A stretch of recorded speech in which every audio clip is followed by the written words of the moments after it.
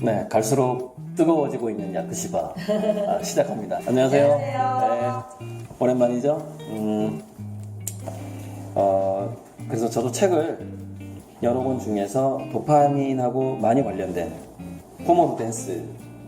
호모루덴스라는 책이 원래 이제 최초의 저자가 요한 하이징하라는 사람이 이제 썼는데, 그 사람은 인간의 문명과 문화 자체가 놀이에서 출발을 했고, 인간의 미래, 궁극적인 미래 또한 놀이로 끝날 것이다, 이렇게 얘기했던 사람이에요. 근데 저번 시간인가 호모 사피엔스의 마음. 사피엔스의 마음. 네, 사피엔스의 마음인데 마음. 이제 오늘은 또 호모 루덴스와 사피엔스의 차이가 뭐예요? 그러니까 이제 인간을 정의하는 것 중에 가장 대표적인 게, 우리가 이제 교과서에서부터 배워왔던 게, 맨 처음 들은 게 호모 사피엔스죠. 생각하는 인간. 생각한다. 그 다음에 거의 동시에 나오는 게 호모 파베르, 도구의 인간. 근데 도구의 인간 다음으로 유명한 게 호모 루덴스예요. 유의하는 인간이라고. 놀이. 교과서에서는 우리가 유의하는 인간이라고 배우지. 근데 그 이후에 이제 뭐 호모 다음에 막 여러 가지 것들이 붙어. 그러니까 우리나라 또 최재천 교수 같은 경우에는 공감하는 인간 그래가지고 호모 심비우스. 그리고 이제 뭐 어떤 그냥 약탈하는 인간도 있어. 막 이 지구를 막 약탈시켜버린다. 그래 호모 라피엔스. 호모 무슨 아무튼 엄청 많아. 찾아보면은 이게 사람들이 그것도 하나 유행이 된 거야. 그런데 이제 호모 루덴스가 이제 제가 최근에 미래학 강의하면서 자주 얘기하고 칼럼에도 자주 쓰는데, 요한 하이징의 얘기처럼 이게 인간의 궁극의 미래일 가능성이 아주 높다는 거죠. 그리고 우리 이렇게 약사님이랑 이렇게 또 음악 전공자랑 만나서 이게 사실 우리는 즐기고 있는 거거든. 재미없으면 이거 월급 주는 거 아니잖아. 이거 어떻게 계속하냐고. 조회수도 조회수도 안 나오고 이거 어떻게 하냐고. 예, 이거 놀이거든 사실 우리한테. 그래서 하는 거거든요. 근데 그러니까 재밌는 얘기가 정말 많은데 이제 몇 가지만 또 할 수밖에 없는데, 아우슈비츠 강제 수용소, 우리가 이제 놀이하면 이건 풀이거든요. 이거 놀이를 할 때 너 있잖아, 1시간 동안 이거 하고 놀고 그 다음에 이거 하고 놀고, 이게 놀이가 아니야. 그 의무가 되는 놀이가 아니거든요. 맞아요. 근데 이제 나치들이 아우슈비츠에다가 써놨던 문구가 이거야. 노동이 너를 자유롭게 하리라. 노동이. 일을 하라는 거야. 그러니까 우리가 뭐 보통 이게 성경에서 나오는 건데, 진리가 너희를 자유롭게 하리라, 이런 얘기를, 노동이 결국 너를 자유롭게 한다는 게 이게 뭐냐면은 이제 가짜지. 예, 가짜 문구인 거지. 세뇌시키는 거야. 인식을 하면 이제. 그러니까 정반대죠. 그러니까 인간은 놀이하는 존재다인데 인간은 노동하는 존재다라는 것이 이렇게 좀 굉장히 오랫동안 한 자본주의랑 같이 동시대에 시작했던 것 같아. 그러니까 한 300년 동안 지구를 지배했던 게, 인간은 직업을 갖는 게 정상이고 노동을 하는 게 정상이다라고, 이거 누가 했을까요? 부하 직원이 많을수록 유리한 사람들이 만든 구호지. 세뇌다. 네, 노예가 많을수록 좋은 누군가가 이런 구호를 자꾸 만들어내는 거죠. 그래서 이제 이 문구가 그다음 요즘에 좀 바뀐 게, 열심히 일하는 당신 떠나라야. 이게 조금 이제 해방을. 근데 일을 하고 떠나라는. 근데 이거는 뭐냐, 그 또한 노동하는 게 인간의 본성이라는 그 어떤 잘못된 신념으로부터 벗어나기 위한 약간의 시도일 뿐이지.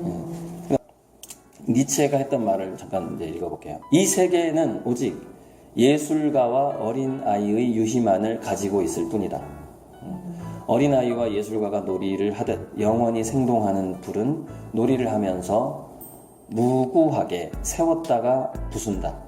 다시 만들고 부수고 만들고 부수는데, 니체도 이 세상을 놀이의 어떤 처음과 끝이 놀이다, 이런 관점을 가진 적이 있었다는 거죠.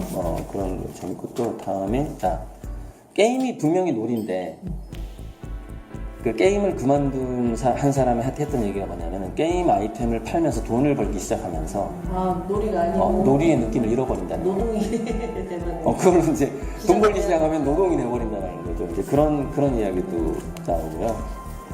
또 하나 인디언들의 전통 중에, 이제 요즘에 제가 하고 있는 놀이인데, 기부하는 놀이가 있어요.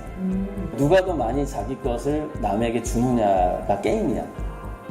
그래가지고 여기서 이기기 위해서 심지어 이건 뭐냐, 그러니까 기부 게임이기도 한데 무소유 게임이기도 해요.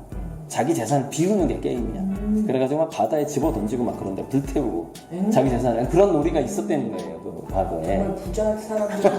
근데 부자가 아니었음에도 주기적으로 이런 어떤 기부하는 놀이도 있었다. 그리고 우리 인간들의 문화에. 그러니까 저도 이제 기부 놀이에 좀 해보려고 그래서 뭐 1,000조를 기부하겠다 이런 목표를 가지고 지금 열심히 응원합니다. 그림을 하고 있는데 자 호모로 댄스에서 이제 마지막 이 사진으로 끝낼게요. 아인슈타인이 혀를 내밀고 있는 사진이 유명한 사진이에요. 네. 근데 이게 아인슈타인이 사진 기자들을 놀리기 위한 것이냐, 왜 혀를 내미는 모습을 찍히도록 했을까에 대해서 이제 비평가들이 평이 많은 거야. 근데 그 중에서 정말 이게 맞다, 이게 아인슈타인의 진정한 뜻이었던 것 같다라고 평가한 게 어떤 내용이 있냐면 늙어 죽을 때까지 감각을 잃어버리지 말라라는 뜻이라는 게 얘기예요. 눈빛은 되게 진지하거든요. 이제 자세히 보면은 눈빛이 이렇게 유머스럽거나 그런 건 아니에요. 되게 진지한 눈빛으로 혀를 내밀었는데 이게 놀이의 특성 중에 하나가 뭐냐면은 즐겁게 감각을 예민하게 한다는 특성을 가지고 있다는 거예요. 그래서 아인슈타인에게 과학 연구는 놀이였다라고 주장하는 거죠.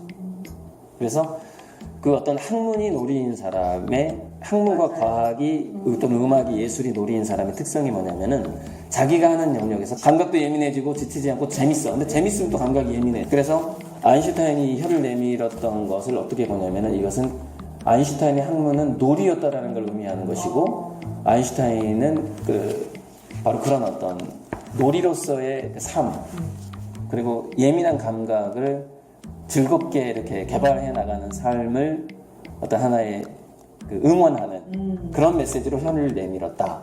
이런 이제 해석이 있는 거죠. 여기까지 이제 그런 의미에서 혀를 내밀면 좀 이상하겠죠? 하지 말고 우리 각자 하는 걸로